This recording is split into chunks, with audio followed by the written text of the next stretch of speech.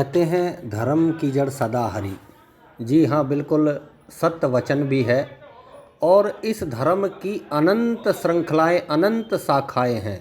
लेकिन इन धर्मों में बहुत से धर्म ऐसे हैं जो जन्म जन्मांतर तक याद रखे जाते हैं, या फिर यूँ कहें कि पीढ़ी दर पीढ़ी उनका गुणगान किया जाता है। कुछ ऐसा ही कर दिखाया है खोह निवासी पोप सिंह व उनके पुत्र राव श्री विक्रम, जो पूर्व खोह के सरपंच भी रहे हैं।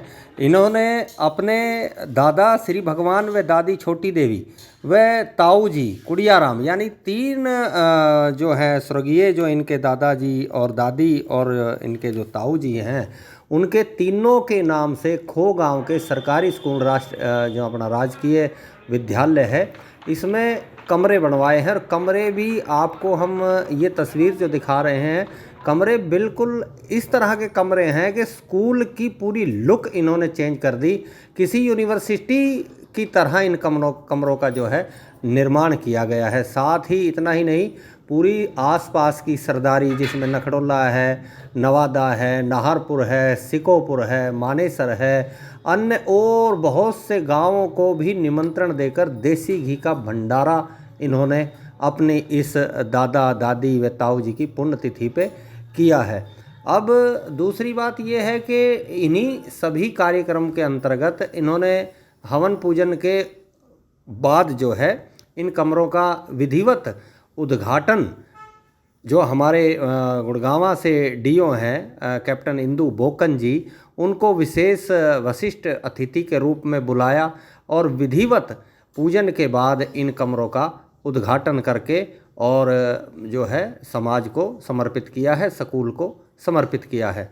दूसरी बात एक और ये बता दें कि स्कूल के अंदर पानी की जो व्यवस्था है, सरकार तक अगर भावी मानेसर समाचार पत्र के माध्यम से, चैनल के माध्यम से अगर ये हमारी बात जो है वहाँ तक जा रही है, तो इस स्कूल में 2 शिफ्टों के अंदर बच्चे जो है पढ़ रहे हैं।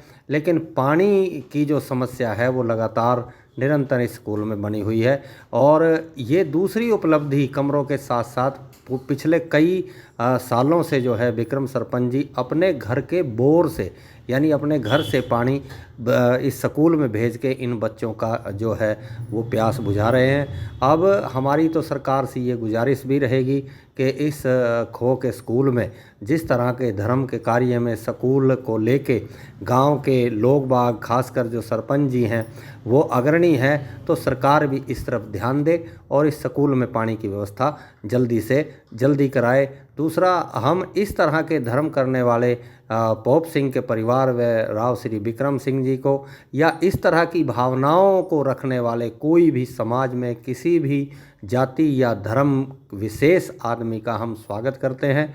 और इस तरह की जो उपलब्धि कोई भी करना चाहे, उनको तहे दिल से धन्यवाद देते हैं और भगवान से प्रार्थना करते हैं कि उनके भंडार हमेशा भरे रहें। नमस्कार। यहाँ हम एक बात जो है बड़ी गूढ़ और आपको बता दें कि प्राइवेट जो स्कूल हैं, जो संस्थान हैं इस तरह के शिक्षा से जुड़े हुए, उनमें जब कोई इमारत या कोई कमरा कोई बनवाता है तो उसके पीछे उस इमारतकर्ता का, यानी उस संस्थान का अपना एक मकसद, अपना एक उद्देश्य, अपना एक लालच होता है। यानी कि उस बिल्डिंग से, उस कमरे से वो कमाई करते हैं। लेकिन देखिए, धर्म के ऐसे जो लोग हैं जो धर्म के नाम पे इस तरह का दान करते हैं, आज भी इन्हीं की बदौलत आसमान और धरती अब अपनी जगह पे टिका हुआ है।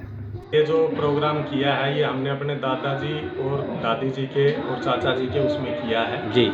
इस स्कूल के अंदर 1600 बच्चों से ज़्यादा अब बच्चे हैं जी। और बिल्डिंग की कमी होते हुए और बच्चों की रिक्वायरमेंट यहाँ पे बिल्डिंग ज़्यादा की थी और स्टाफ की भी थी जी। और बच्चों की संख्या बिल्डिंग के कारण ही कम रह गई थी, नहीं और ज़्यादा हो जानी थी जी।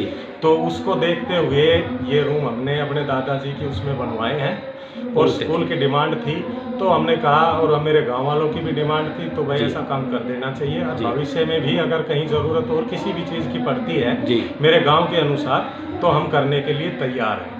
दूसरा विषय ये है, गांव के स्कूल के अंदर पानी की बड़ी भारी समस्या थी। यहाँ पे 3-3 टूलों का पानी पहुँचा रखा है।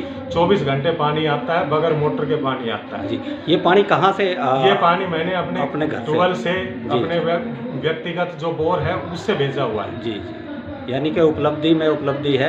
आप कैसा महसूस कर रहे हैं आज के इस प्रोग्राम में? अच्छा लगा मुझे, और ये बहुत अच्छा कार्य हुआ है जो आज हुआ है कि बच्चों के लिए जो हमने किया है, जो हमसे बन सका, और आगे भी भविष्य में अगर कुछ ऐसा बनना होगा तो हम बिल्कुल अपने वाला बेस्ट देंगे। Thank you sir.